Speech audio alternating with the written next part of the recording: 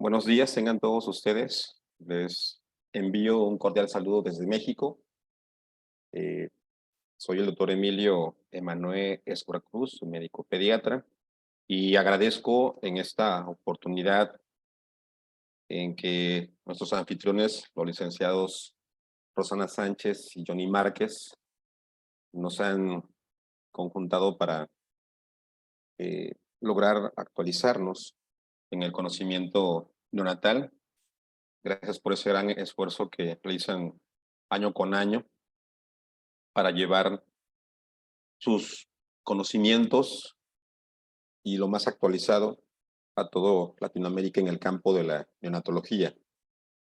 En esta oportunidad y como parte del diplomado internacional que la Red Beneo tiene para nosotros en esta primer corte internacional, tengo el agrado de disertar brevemente algunos conceptos sobre el tema de restricción de crecimiento fetal. Como propósitos en esta charla, voy a hablar brevemente sobre este tema, el crecimiento fetal, la definición de la restricción de este proceso dinámico, algunos aspectos relacionados con la fisiopatología, su diagnóstico y su abordaje de una manera lo mayormente comprensible. El crecimiento fetal es un proceso dinámico que consiste en el aumento neto del tamaño o la masa de los tejidos como resultado de la multiplicación de las unidades celulares o del incremento de la distancia entre ellas desde la semana número 10 en el producto de la concepción. Básicamente, estos procesos que conocemos como hiperplasia e hipertrofia se llevan a cabo de manera armónica y conjunta en diferentes fases de la vida fetal, teniendo en cuenta que en las primeras 16 semanas el proceso que predomina es el de la hiperplasia. Posteriormente, en la segunda mitad de la gestación, se combinan ambos elementos y ya hacia el final de la vida gestacional predomina el proceso de la hipertrofia, sumado a la vez con el depósito de grasa y de glucógeno en varios compartimentos corporales. Este proceso dinámico está influenciado por diversos factores, como son, por ejemplo, la salud y la nutrición de la madre, el tamaño del útero, que es básicamente el hábitat del feto, así como también diversos procesos que tienen que ver con la implantación, la morfología y sobre todo eh, el buen desarrollo e instalación de la circulación fetoplacentaria, lo que a su vez asegurará un adecuado aporte de oxígenos y de nutrientes al feto, teniendo también en cuenta que la placenta efectúa una modulación endocrina de esos procesos de desarrollo fetal, sin olvidar que también participan en ellos factores genéticos y teniendo en cuenta una adecuada salud del feto, es decir, la ausencia de patología en este. El crecimiento fetal debe vigilarse con la finalidad de que podamos predecir y, por tanto, evitar el riesgo de eventos neonatales adversos, así como de daño neurológico a mediano y largo plazo. Durante la historia de la medicina, para tal efecto, se han desarrollado gráficas o tablas de crecimiento, inicialmente neonatales y posteriormente fetales. Y esto porque a partir de la segunda mitad del siglo XIX, solamente se contaban con métodos de somatometría, como el peso, para poder estimar el peso en los recién nacidos. Sin embargo, con el advenimiento de la ultrasonografía, empezaron a desarrollarse posteriormente gráficas de crecimiento fetales, las cuales posteriormente analizaremos las unas con las otras. Las gráficas de crecimiento neonatal pueden subdividirse en dos grandes conjuntos. Las tenemos las llamadas gráficas de referencia y las segundas como gráficas de estándares. Las primeras resultan ser un estudio antropométrico de un grupo de niños cuyo estado de salud no se discrimina. Por tanto, solo expresan cómo crecen los niños en una determinada población. Sin embargo, las gráficas de estándares de crecimiento representan un modelo de resultados antropométricos en un grupo de niños donde se pueden considerar y discriminar algunas variables relacionadas con su estado de salud y por tanto expresan cómo deben crecer estos niños.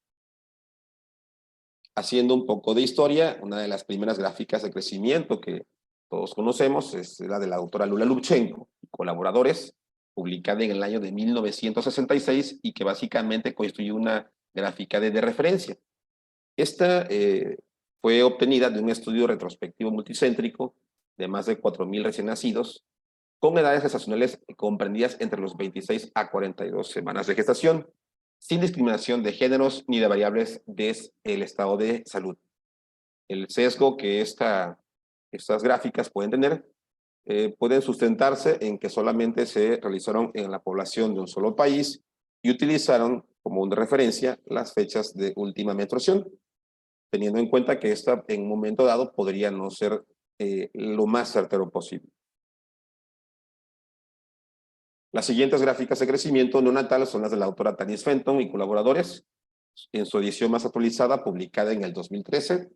También es una gráfica de referencia y es un estudio en diversos países como Alemania, Italia, Estados Unidos, entre otros, abarcando un total de poco más de 4 millones de nacimientos prematuros y más de 800 nacimientos a término, en el mismo periodo de tiempo de semanas de edad gestacional que el de la doctora Lula Lubchenco. En este estudio no se discriminó el estado de salud, pero sí se hizo con el género.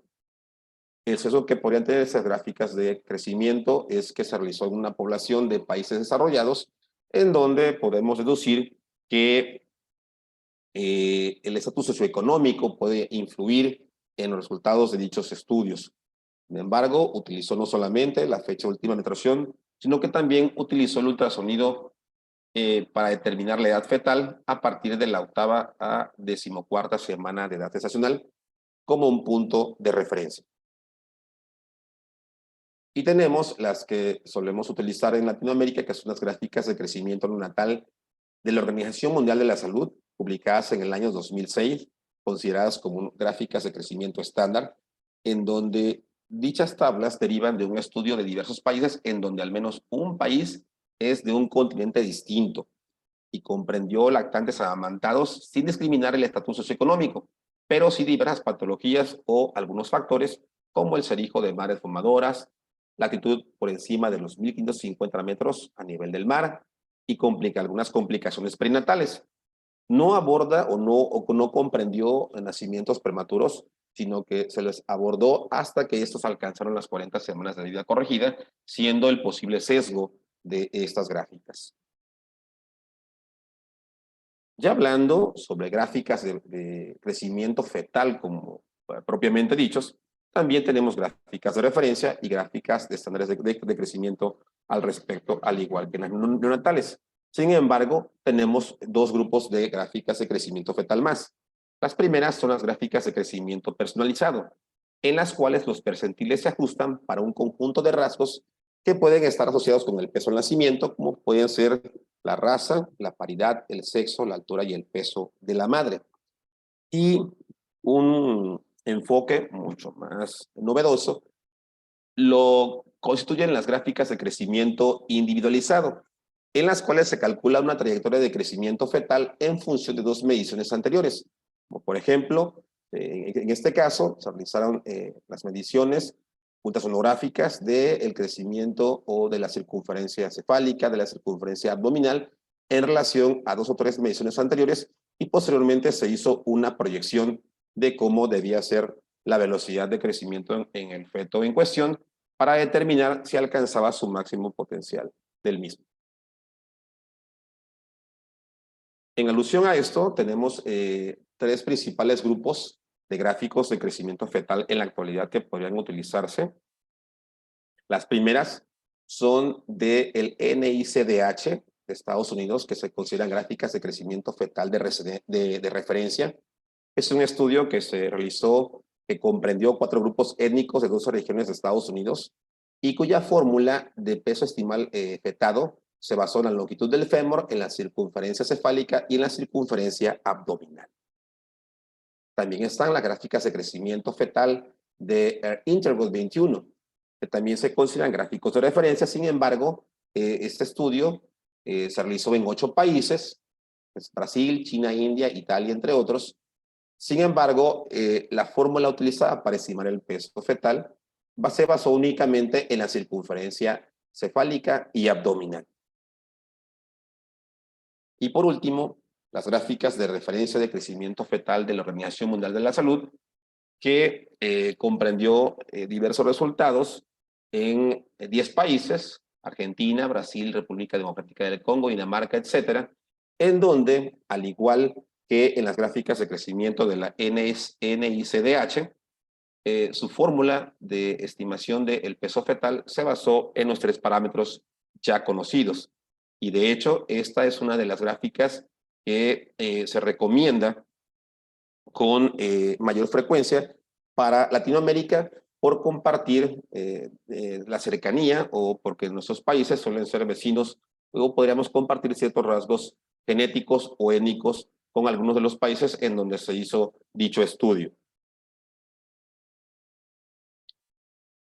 Cuando comparamos estos gráficos de crecimiento fetal, es decir, los de la Interworld 21, los de la NICDH y los de la Organización Mundial de la Salud, podemos destacar aspectos importantes, y es que el componente étnico, el componente racial, tiene una significación importante para saber en qué que si nuestro paciente o cuando se estima el crecimiento fetal en un determinado feto, podamos utilizar cierto tipo de gráficos, ya que en un momento determinado podríamos estar realizando un sobrediagnóstico de restricción de crecimiento fetal si utilizamos las gráficas incorrectas. Por ejemplo, tenemos que en el estudio de la INSDH, en el grupo de blancos no hispanos, podemos observar en las percentilas 97, 50 y tercera, nos damos cuenta perfectamente que este grupo étnico, generalmente sus dimensiones en el crecimiento fetal van a ser mucho mayores si los comparamos con los hispanos, ¿sí?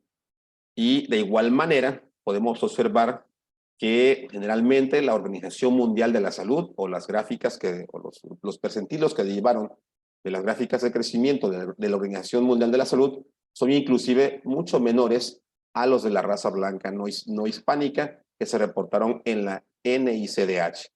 Por tanto, es conveniente saber que para nuestros países latinoamericanos es mucho más conveniente utilizar las gráficas de crecimiento de la Organización Mundial de la Salud, ya que si utilizamos las de la NICDH, en definitiva obtendremos fetos con rasgos de restricción o de desnutrición por encontrarse excesivamente por debajo de sus percentiles, pero teniendo en mente, nuevamente lo menciono, que el factor principal o distintivo es el grupo étnico.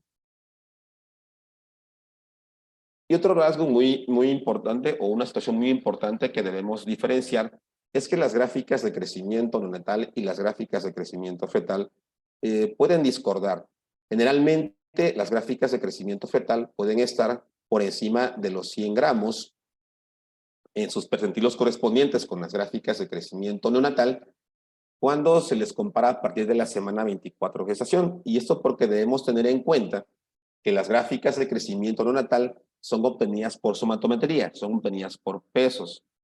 Y las gráficas de crecimiento fetal son obtenidas por fórmulas matemáticas o algoritmos matemáticos que comparan o correlacionan algunos factores biométricos como la longitud del fémur y la circunferencia cefálica y abdominal para dar un peso estimado en el feto.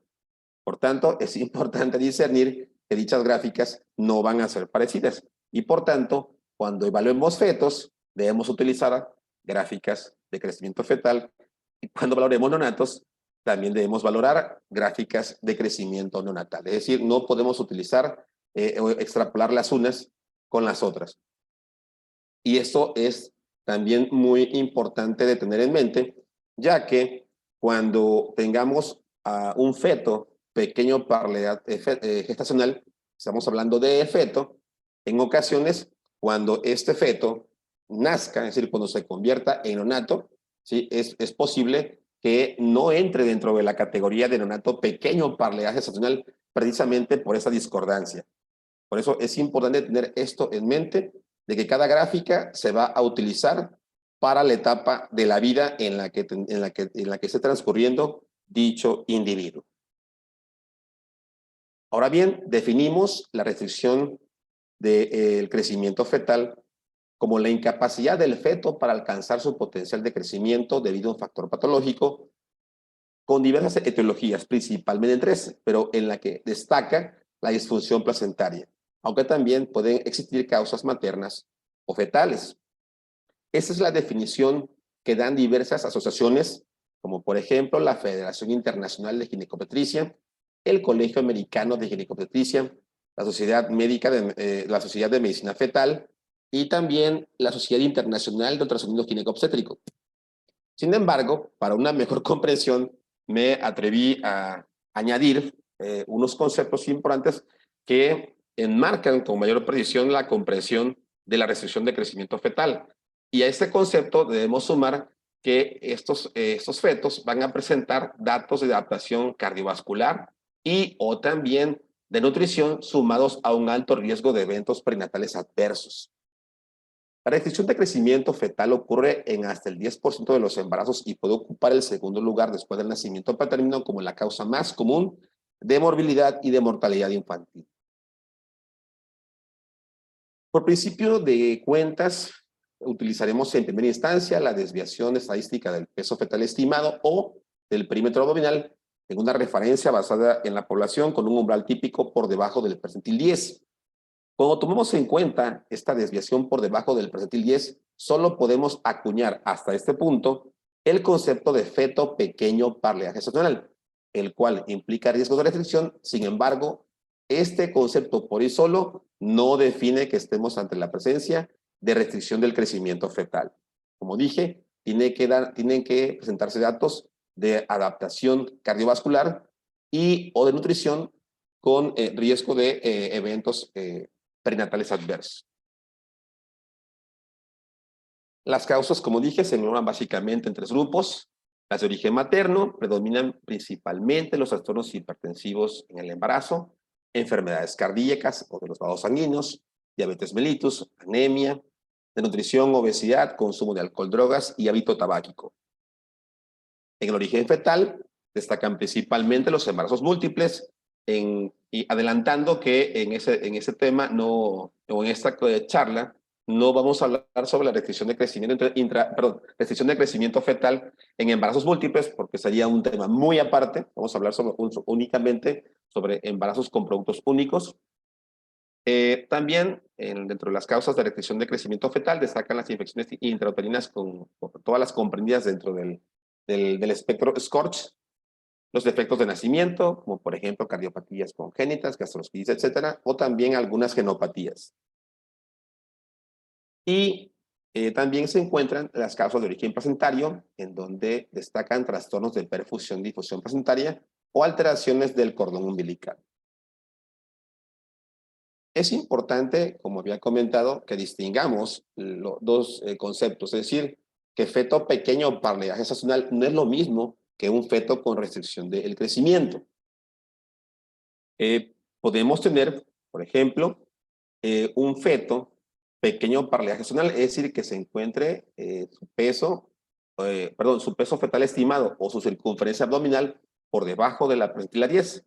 Sin embargo, este feto puede no sufrir ninguna alteración placentaria, o sea, podría no padecer hipoperfusión placentaria ni manifestar datos de adaptación cardiovascular. Y este feto puede crecer de una forma proporcional alcanzando su máximo potencial. Es decir, va a ser un feto que se denomina constitucionalmente sano. Es decir, no es un feto que tenga restricción de crecimiento fetal. Sin embargo, también podemos observar otro grupo de fetos que tengan esta patología como tal, puesto que van a ser fetos pequeños para la edad gestacional, pero también es posible que sufran alguna noxa, como insuficiencia placentaria, y que también presenten datos de manifestación de adaptación cardiovascular. Este grupo de fetos son los cuyo diagnóstico es mucho más fácil. ¿sí? Porque pueden, es decir, expresan datos por ecografía, al Doppler.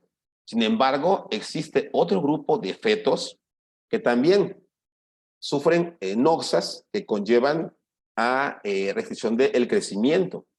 Sin embargo, tanto su peso fetal estimado como su circunferencia abdominal pueden encontrarse por arriba del percentilo 10. No manifiestan cambios al Doppler, pero sí manifiestan datos de hipoxia crónica y de déficit de absorción de nutrientes. Y generalmente, ese tipo de fetos sufre restricción al crecimiento y son los más difíciles de diagnosticar porque como sus parámetros biométricos se encuentran por encima de la percentila 10, pensamos que se encuentran en parámetros adecuados para esa edad gestacional. Sin embargo, estos datos son los que nos indican de manera sutil que sufrieron restricción del crecimiento. Explicado esto en esa otra gráfica, sería de la siguiente manera. Todos pensaríamos que cualquier feto que se encuentre entre la percentila 10 y la percentila 90 van a ser fetos con un peso adecuado para la edad gestacional. ¿Sí? Sin embargo, una buena porción de ellos van a sufrir de nutrición. ¿Por qué? Porque es posible que ese feto, durante tiempo atrás, se haya encontrado en una percentila muchos, digamos, alta, ¿sí? Por ejemplo, una percentila 70, 75 u 80, y con el transcurrir de la gestación, posteriormente fue descendiendo, ¿sí? Si nosotros, por ejemplo, diéramos seguimiento a este feto en este punto, señalado con el láser, pensaríamos que ese feto se encuentra dentro de un peso estimado adecuado para su edad gestacional. Sin embargo, ese proceso dinámico de descensos desde un percentil superior a uno inferior lo engloba dentro del grupo que sufre de nutrición. Y este tipo de fetos son los más difíciles de diagnosticar. ¿Por qué? Porque se encuentran en los parámetros biométricos que lo enmarcan como adecuado para su edad gestacional. Ahora bien, damos otro concepto más interesante. Si se dan cuenta, tenemos aquí en tres colores los fetos que hemos clasificado como pequeños para la edad gestacional. ¿Por qué? Porque se encuentran por debajo del percentil número 10. En este grupo que está con el color blanco, se encuentran aquellos fetos pequeños para la edad gestacional que no tienen afección placentaria, que no sufrieron ninguna noxa, que mantienen un buen crecimiento, ¿sí? Y que van a ser pequeños pero son sanos. Es decir, estos son los fetos que no entran dentro del concepto de restricción de crecimiento fetal. Habrá otro grupo que efectivamente sea un grupo de fetos pequeños para la edad gestacional que sufrieron un estado de desnutrición, ¿sí? Es decir, fueron expuestos ante deprivación de oxígeno y de nutrientes y que en este punto han alcanzado un estado de adaptación cardiovascular que los mantiene con cierta homeostasis. Sin embargo, existirá otro grupo, mucho más pequeños, que se encontrarán sometidos a una hipoxia. Y estos son los que en un momento determinado sus mecanismos adaptativos pueden vencerse. Y esto los pone en riesgo de un evento prenatal adverso. Entonces, es importante que hagamos la diferenciación de estos grupos. Es decir, puede haber fetos pequeños para la edad gestacional sanos, desnutridos, y aquellos con un alto riesgo de un evento prenatal adverso. Por tanto, estos dos grupos de fetos pequeños para la edad gestacional sí entrarían dentro del rubro de los fetos con restricción de crecimiento. O bien, visto desde un proceso más dinámico, ¿no? Por ejemplo, como les decía anteriormente, podemos tener, por ejemplo, fetos que se encuentren por debajo del percentil número 10. Sin embargo, por ejemplo, en estos círculos azules vemos cómo evaluando el crecimiento fetal dinámico de X producto, podemos observar que aunque se mantiene por debajo del percentil 10, este feto en cuestión sigue creciendo de forma dinámica. Tendremos entonces siempre un feto pequeño para la edad gestacional. Tenemos, por ejemplo, otro tipo de feto, con estos rombos de color naranja. Este feto se encontraba tiempo atrás, unos meses atrás, ¿sí? En una percentila mucho mayor, por ejemplo, en una 75, 70. Sin embargo, con el transcurrir de la gestación, fue disminuyendo y fue cayendo a percentilas mucho más inferiores sin llegar a estar por debajo de la percentila número 10. Este feto en cuestión sí sufre una restricción del crecimiento fetal y ese es el que cuesta más trabajo diagnosticar. ¿Por qué? Porque siempre se mantiene aparentemente dentro de los rangos de normalidad. Si observáramos nada más un solo punto de referencia, pero si observamos todo su proceso dinámico y no solamente una parte del como algo estático, nos daríamos cuenta que este feto sí está sufriendo restricción del crecimiento. Ahora bien, tomemos en cuenta este otro, que es mucho más claro de diagnosticar. ¿Por qué? Porque se encontraba anteriormente en una percentila de normalidad y fue decayendo y posteriormente, con el transcurrir de la gestación, pues se ha mantenido en 2 evaluaciones consecutivas por debajo de la percentila número 10. ¿Sí? Entonces, esos son los procesos que debemos distinguir para poder diagnosticar la restricción de crecimiento fetal. En la fisiopatología de la restricción de crecimiento fetal participan varios elementos. El más importante, o uno de los más importantes, porque es uno de los que dicta no solamente la definición, sino también nos puede marcar el grado de la severidad, son los cambios placentarios que se dan en esta entidad. Tenemos que, por ejemplo, en una placenta normal y como parte del proceso de presentación, tenemos que la sangre que procede de la arteria uterina, a través de las arterias arcuatas, y que va a llegar hacia la arteria uterina, desde donde debe salir un flujo sanguíneo o una volemia, para que después llegue a las vellosidades coriónicas y éstas puedan difundir o puedan recibir oxígeno, los nutrientes que van a llegar y nutrir al feto. Se requiere de que existan las llamadas oleadas de invasión citotrofoblástica. Esas oleadas de invasión le van a dar en la desembocadura de la arteria uterina, en su densidad con las vellosidades coriales, una forma de embudo. Y precisamente esta forma de embudo es lo que permite esta perfusión gentil y de forma dispersa para que se lleve a cabo de forma correcta la difusión de oxígeno y de nutrientes necesarios para el feto. Sin embargo, cuando existen cambios placentarios, como por ejemplo, en una patología muy conocida como es la preeclampsia, estas oleadas de invasión trofoblástica se llevan a cabo de manera desorganizada y sucede un fenómeno de remodelación de la desembocadura de la arteria uterina. Esto lleva a su vez que el flujo que procede de la arteria arcuata hacia la arteria uterina no se dé en ese patrón disperso y gentil, sino que se dé de forma directa, con un incremento de la resistencia a este nivel, que es detectado por ecografía, con 2 daños subsecuentes, que es la formación de trombos a nivel de la membrana basal de dichas vellosidades, pero también con una disminución tanto en la perfusión y por tanto de la difusión de oxígeno y nutrientes hacia este feto.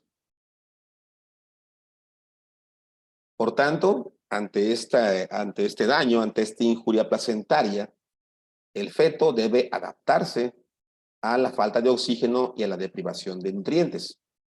Y en un periodo de días a semanas va a incrementar su producción de glóbulos rojos para entender una captura más eficiente del oxígeno. Sin embargo, si este proceso permanece durante más tiempo, vamos a observar una disminución de la velocidad de crecimiento, una disminución de la actividad de dicho feto, el cual, por intentar mantener el balance energético, va a producirse una liberación de hormonas de estrés como el cortisol y se va a dar un fenómeno de distribución del flujo sanguíneo. Es decir, se va a privilegiar el flujo a órganos vitales como son el cerebro, glándulas suprarrenales y el corazón, entre muchos otros, a expensas del flujo sanguíneo de otros órganos como serían la piel, los músculos y también los riñones. Al perpetuarse este proceso de injuria y sobre todo de privación de oxígeno y de nutrientes, puede haber una alteración del metabolismo a nivel celular, predominando el metabolismo anaerobio, y también podemos llegar a un punto de acidosis con el desequilibrio de ácido-base en órganos centrales, con el riesgo de un desenlace fatal para el feto.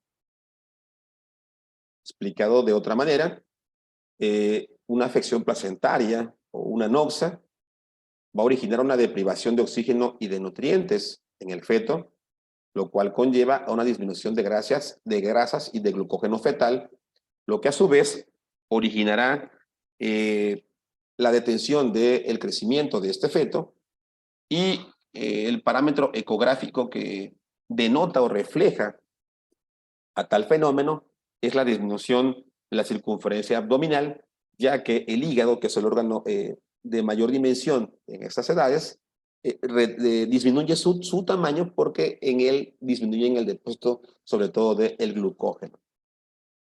Al perpetuarse esta deprivación, el feto entra en un estrés fetal crónico, en donde, como ya mencioné, hay una redistribución del flujo sanguíneo, en donde se privilegia a órganos como el cerebro, como el corazón y como las glándulas suprarrenales, y disminuye el flujo a intestino, riñones, piel y huesos, así como los músculos.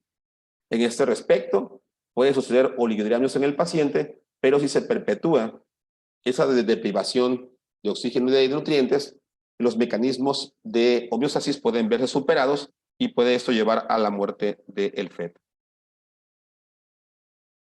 Sucede también adaptación cardiovascular fetal, con redistribución del flujo sanguíneo de órganos esenciales, desarrollo de alta resistencia en vasos periféricos, hay remodelación vascular y puede haber también disfunción miocárdica. Por tanto, hay detención en el crecimiento y desarrollo de varias células y varios tejidos, y el riesgo, como he explicado, de mortinato. Es importante saber que en este punto contamos, ante la evaluación del crecimiento fetal, también contamos a través de la ecografía o del ultrasonido, algunos terrenos que pueden ser valorados o medidos y que nos van a dar cierta luz para determinar el estado de la placenta, de los tejidos a nivel sistémico o también de la reserva cardíaca. En este respecto, puedo mencionar que el Doppler de las mediciones de velocimetría de la arteria uterina y de la arteria umbilical pueden darnos pistas sobre la resistencia del territorio placentario. La velocimetría de la arteria cerebral media nos dará luz sobre la resistencia del territorio cerebral como órgano, uno de los órganos más importantes, y el ductus arterioso nos va a dar pistas sobre cómo se encuentra la resistencia del ventrículo derecho, ya que recordemos que es este ventrículo en esa etapa de la vida el que soporta digamos, el riego sistémico, en contraparte de cuando nos encontramos en la etapa neonatal o una etapa de la vida mayor, que es el ventrículo izquierdo. Visto desde el del Doppler, cuando existe daño o una insuficiencia placentaria, generalmente observamos un aumento de la resistencia de la arteria umbilical y de la arteria uterina. Y como hemos visto, este proceso de restricción de crecimiento fetal puede llegar a ser progresivamente mucho más severo, dándonos un aumento del flujo telediastólico de la arteria cerebral media. Y cuando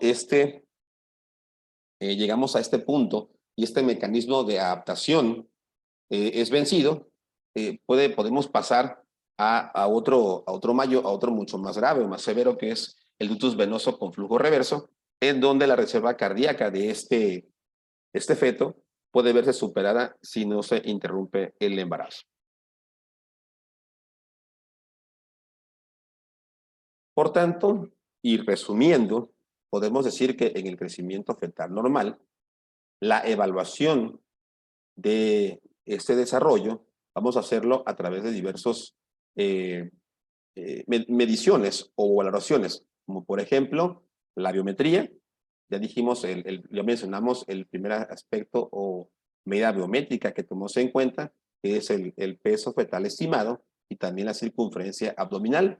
Posteriormente debe realizarse la velocimetría de la arteria uterina, de la arteria umbilical, ¿sí? Que son las que nos delimitarán la función placentaria, de la arteria cerebral media, que es la que nos dará ciertas pistas sobre la adaptación de este feto a cambios de deprivación de oxígeno y de nutrientes, y también se recomienda realizar valoraciones velocimétricas a través de Doppler del ductus venoso y del perfil biofísico, así también como de la tomocardiografía, para determinar la reserva cardíaca y posibles alteraciones en el estado ácido-base del feto.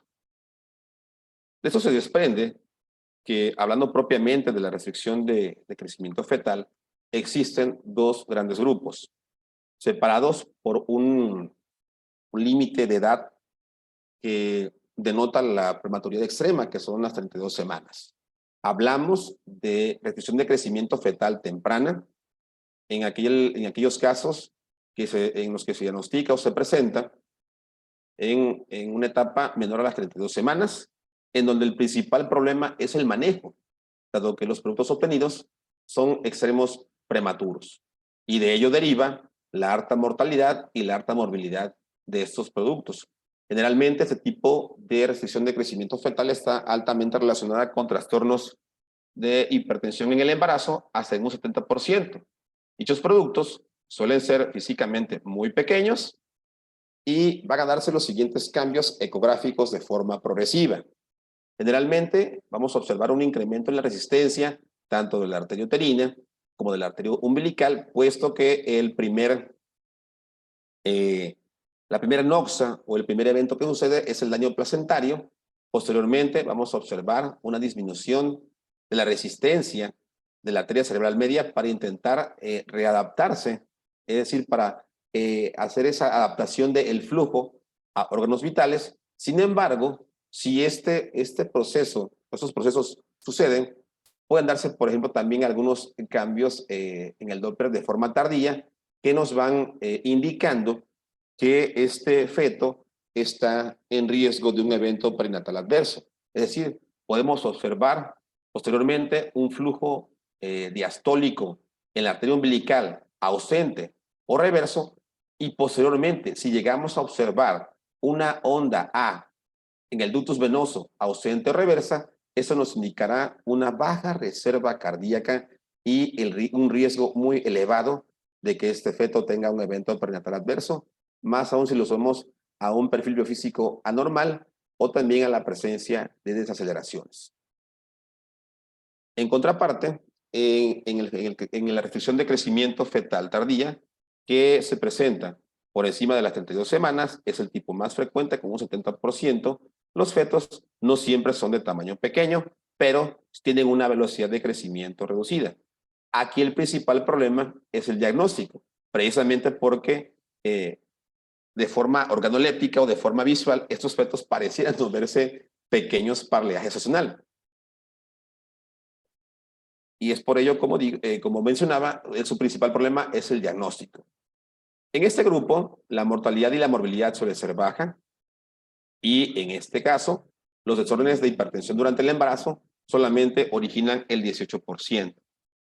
Aquí, como generalmente la noxa no es de tipo placentario, la velocimetría por Doppler en la arteria uterina y la arteria umbilical generalmente son normales, y puede observarse una disminución de la resistencia de la arteria cerebral media.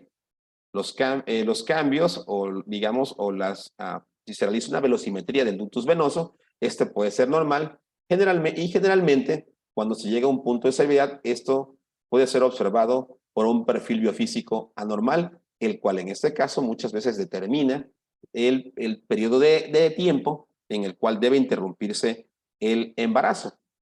Caso contrario de la restricción de crecimiento fetal de tipo temprano, en donde el parámetro principal que nos debe indicar cuándo debe interrumpirse dicho embarazo es cuando tenemos un flujo diastólico ausente o reverso en la arteria uterina, o también cuando tenemos, por ejemplo, ya una onda A ausente o inversa en el ductus venoso. Las consecuencias postnatales en un feto pequeño para la edad gestacional son también de consideración, ya que puede haber daño subclínico casi imperceptible al sistema cardiovascular, aunque también puede observarse lesión miocárdica, endotelial o de la compleja vascular, al igual que también estos fetos tienen un alto riesgo de displasia broncopulmonar por alta necesidad de soporte ventilatorio y de enfermedad vascular pulmonar. Y a medida que crecen, también pueden desarrollar trastornos de comportamiento y pueden observarse algunos datos de trastornos de volumen, organización y de la conectividad de las neuronas. Físicamente, cuando ya se ha dado a luz a un feto pequeño para la edad gestacional, físicamente podemos observarlos como recién nacidos, emaciados, en donde observamos prácticamente ausencia de grasa en el abdomen y generalmente predomina la hipotrofia de las extremidades con una proporción elevada del polo cefálico en comparación del resto del cuerpo y un incremento de los pliegues cutáneos. El riesgo de la mortalidad en el producto o en el feto que sufre una restricción de crecimiento fetal, también como podemos ver es de gran consideración. Durante el periodo neonatal pueden ser sujetos de diversas patologías como por ejemplo hipotensión temprana, hipertensión pulmonar persistente del recién nacido, puede haber algunos cambios estructurales en el órgano cardíaco con rigidez vascular. En la morbilidad pulmonar puede haber un incremento de la necesidad de soporte ventilatorio. También pueden haber casos de síndrome de aspiración de líquido amniótico teñido de meconio, hemorragia pulmonar. Pueden sufrir fácilmente asfixia perinatal por el riesgo de la deprivación del oxígeno y de nutrientes de forma crónica. También puede observarse microcefalia, hemorragia intraventricular, leucomalacia periventricular, trastornos de la organización de la sustancia blanca y gris, y otras debido a su complexión, como hipoglicemia, hipocalcemia, hipotermia, sepsis, ictericia, etc. Y a largo plazo, ¿qué es decir? Pueden ser presa de hipertensión arterial sistémica, enfermedad isquémica cardíaca, insuficiencia respiratoria crónica, trastornos del neurodesarrollo, falla de crecimiento, obesidad, osteoporosis y un gran etcétera. Los elementos usados en la monitorización del crecimiento fetal con miras hacia la restricción del crecimiento son los siguientes. Uno de los más económicos sería la medición de la distancia de la sínfisis pubiana a el fondo uterino. Y ese método generalmente se utilizan en áreas suburbanas, pero principalmente en áreas rurales. ¿Sí? Es un método bastante económico. Existen gráficas, como por ejemplo esta que estoy mostrando, que es de la Organización Panamericana de la Salud. Sin embargo, aunque es una medida que es económica, que es no invasiva, tiene una baja sensibilidad y también una baja especificidad. Por tanto, no es muy confiable, pero para entornos con escasos recursos, pues es a veces lo único de lo que se puede tener en cuenta. Y se menciona que se puede sospechar una restricción de crecimiento fetal cuando la cifra obtenida por medición es menor a 3 centímetros a el percentilo 50 de lo esperado para la edad gestacional. Es importante también que se monitorice el estado placentario. Por ejemplo, aquí podemos observar una inserción normal de la arteria umbilical a la placenta, una inserción céntrica con una dicotomía desde sus 3 ramas vellosas. Sin embargo, también podemos observar algunos hallazgos, como por ejemplo una inserción excéntrica o también una placenta elíptica, en el que podemos observar que podría haber algo considerado como un espacio muerto para la difusión y la perfusión de oxígenos y nutrientes al feto, y esto también podría condicionar restricción del crecimiento fetal. También pueden observarse algunos otros posibles lesiones que se puedan encontrar dentro de la placenta, como por ejemplo hemorragias, infartos, procesos inflamatorios, los que en un momento determinado también puedan condicionar una restricción del crecimiento fetal. Y esto principalmente depende del operador que realice dicho estudio ecográfico, así que dependemos mucho de la experiencia y la pericia del operador, así como del equipo utilizado. Como hemos mencionado, es de vital importancia la monitorización de la velocimetría Doppler, entendiendo que el terreno placentario, ver el grado de afección de la circulación placentaria, se medirá la velocimetría Doppler en la arteria umbilical y la arteria uterina, y para tener tener luz sobre cómo se encuentran las condiciones de adaptación fetal a la hipoxis y la hipoxemia, nos pueden dar, podemos tener pistas mediante la velocimetría por Doppler del ductus venoso, pero principalmente de la arteria cerebral media. Y de forma resumida, ¿sí? esta imagen puede resumir, esta imagen puede sintetizar todas las mediciones por Doppler que nos pueden llevar a la definición de una restricción de crecimiento fetal, pero sobre todo también la estimación de la severidad y de qué tan pronto debemos interrumpir un embarazo, evitando un evento perinatal adverso. ¿Sí? Tenemos en cuenta que podemos realizar una velocimetría de la arteria uterina, y si en el primero y segundo trimestres observamos un índice de fertilidad mayor al percentil 95, esto nos puede predecir una restricción del crecimiento fetal. De igual manera, tenemos un incremento de la fertilidad por encima del percentil 95 de la arteria umbilical. Esta puede detectar y expresar la severidad de la insuficiencia placentaria. Existe otro parámetro ecográfico conocido como cociente cerebral placentario, el cual, si es menor de 1, va a señalar la redistribución de flujos aún con un índice de volatilidad de la arteria umbilical.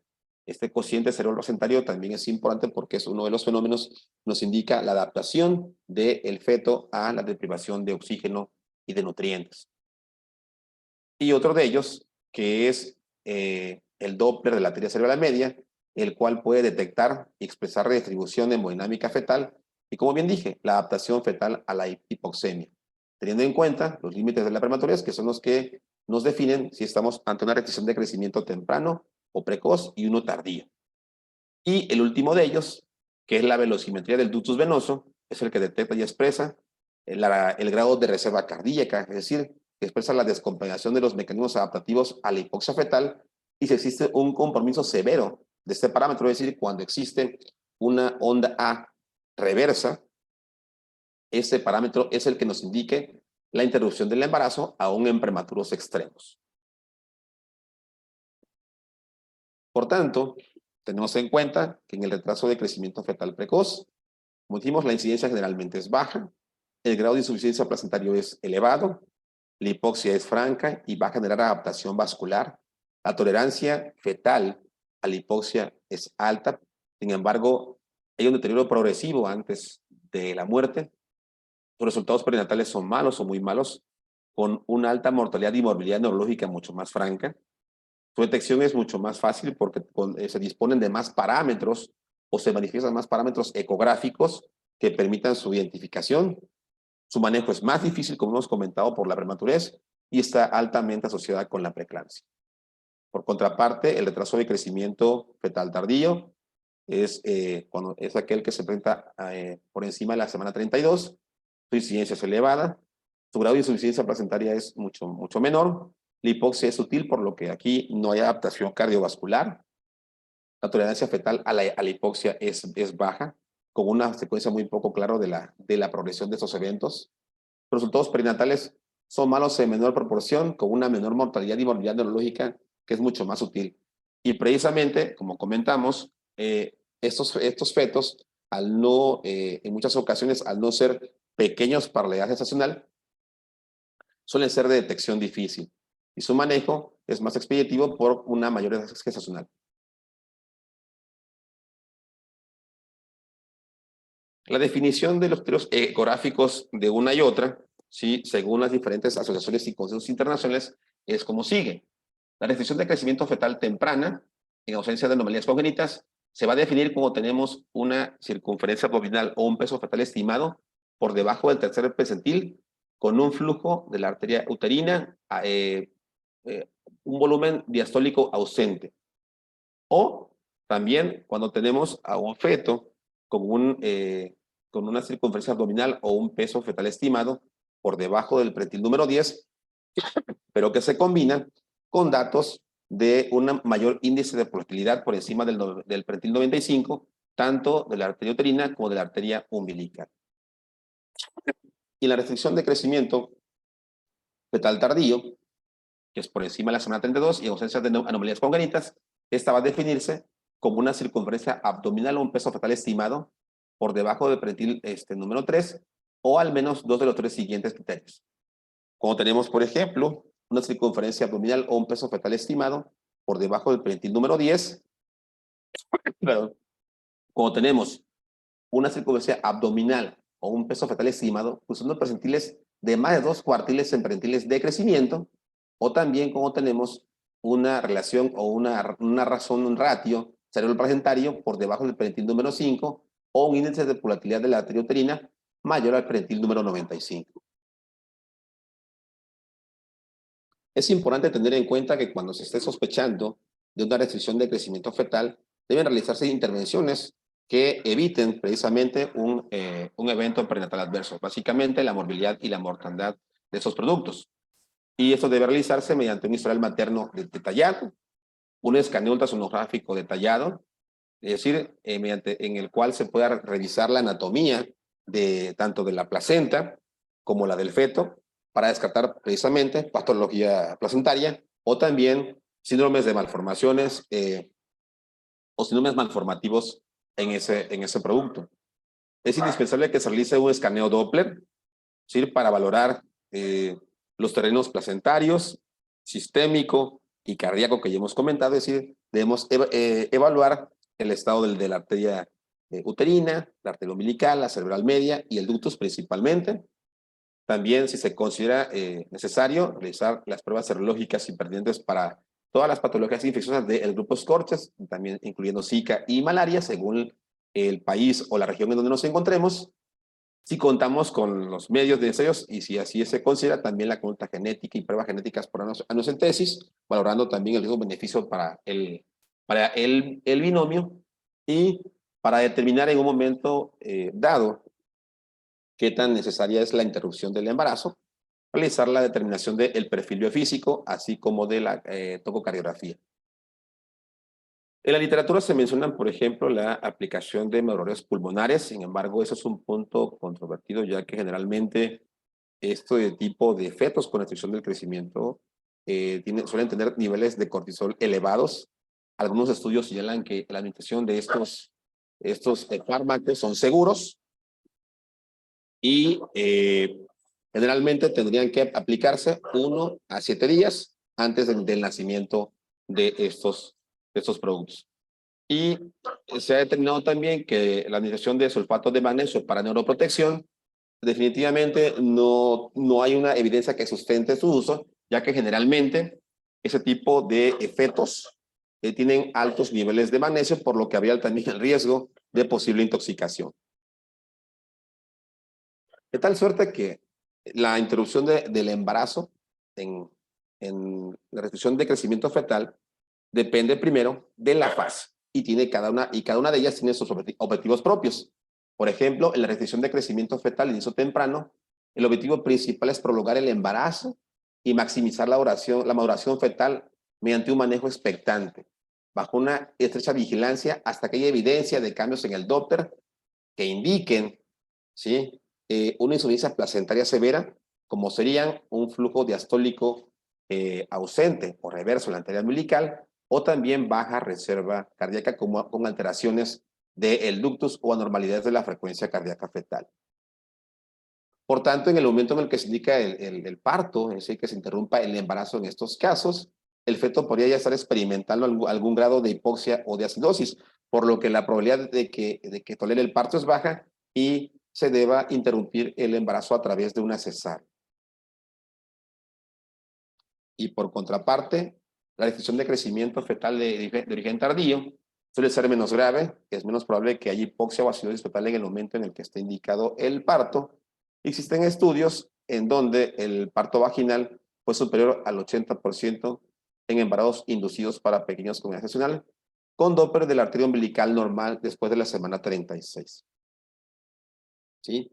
Por tanto, es muy posible que esos fetos que hayan sufrido restricción de crecimiento fetal tardío, aunque sean pequeños para la gestacional, sí puedan tolerar el trabajo de parto siempre y cuando no haya ausencia de factores adicionales.